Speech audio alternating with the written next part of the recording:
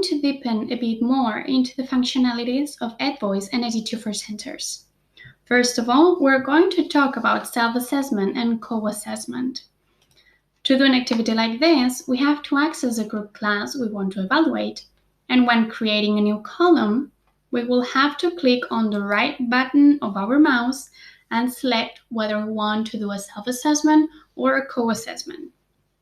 The process is more or less the same in both options. For a self-assessment activity, introduce the information to evaluate and choose how you want to send information through Edvoice or email. We're going to set a title and we're going to send the rubric. If you choose the Edvoice option, a message will appear on the main menu of the students group. Being able to self-evaluate the activity directly from there, and once the student sends back the information, it will immediately appear on the group class. So if we click on literature, we see that we have a new message and we have to self-evaluate our own activity. We send the assessment, and if we refresh the page,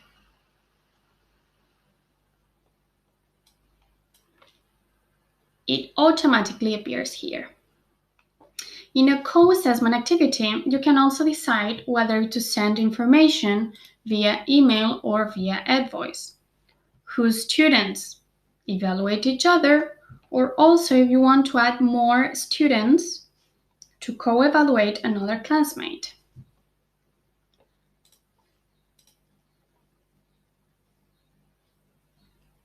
Once the activity is sent, we go back to the Edvoice panel and we see that the student has received a new message to evaluate their classmate activity.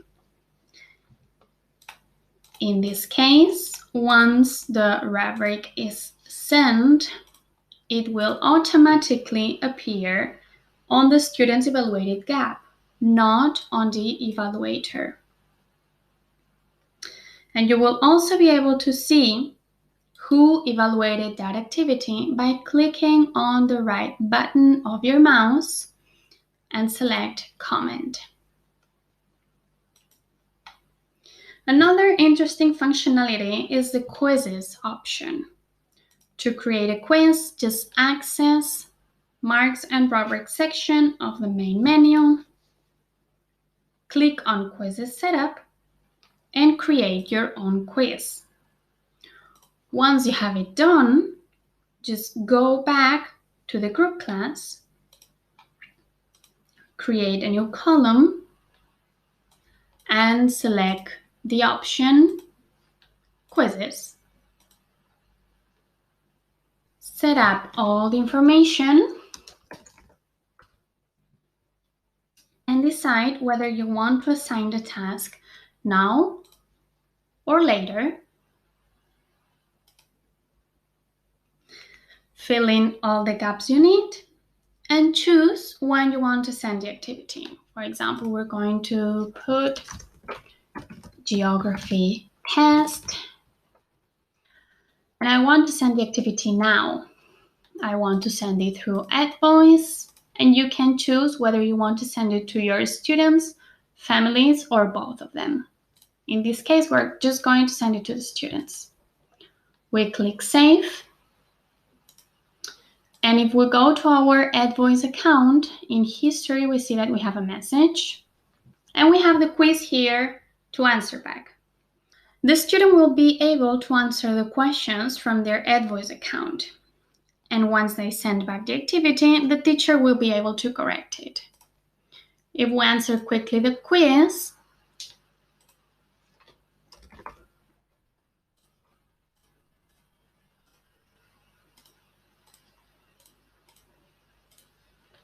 we turn it in,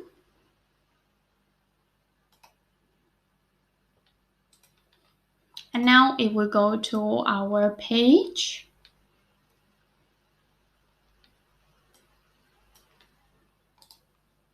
we click on the right button of our mouse and we select the correct quiz option. We see that Jane Austen has sent us the questions answered. So here we can select whether we give her the 2 points or not. As the answer is not correct, we're going to send 0. This one is correct, so it automatically sets 2, another 2, and a 0. We will also be able to give feedback or write any comments.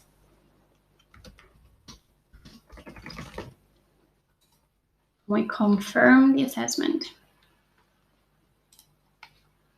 So we have here the grade of the quiz. Teachers will also be able to send submission requirement messages to students and families, and these ones will be able to see the message on their Edvoice account. To do this, we're going to click on the 3 dots, the Edvoice option, and send message.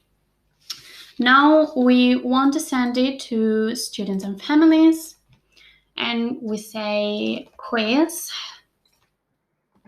You can now answer the quiz. If we go to the Edvoice panel again,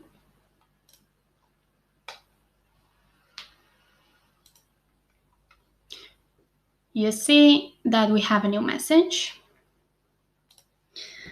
Another feature to mention is the resources section. Teachers can send resources such as documents, pictures, links, or Google Drive and OneDrive document links. You have multiple options to do so. The first one is from the student's file. Here, you can send it by email or by Edvoice. We select the resource we want to send. We click on the gear and we choose whether we want to send it by Edvoice or by email.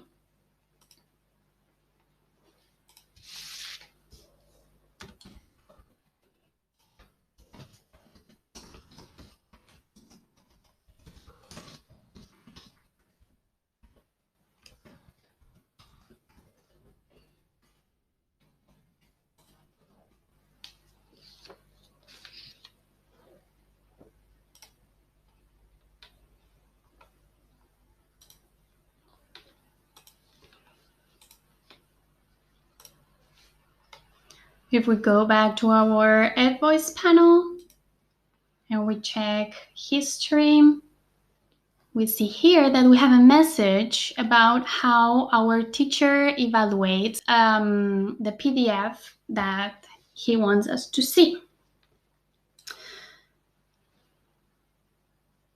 Another option is on it by the resources section on the main menu.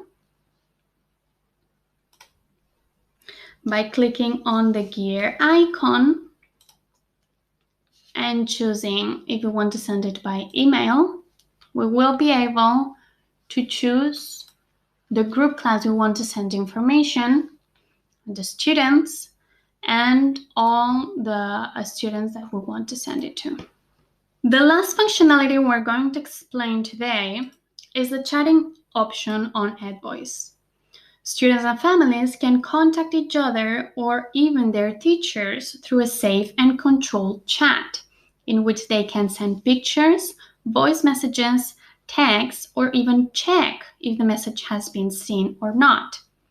Teachers will also be able to send group messages or private messages to families through the app and web version.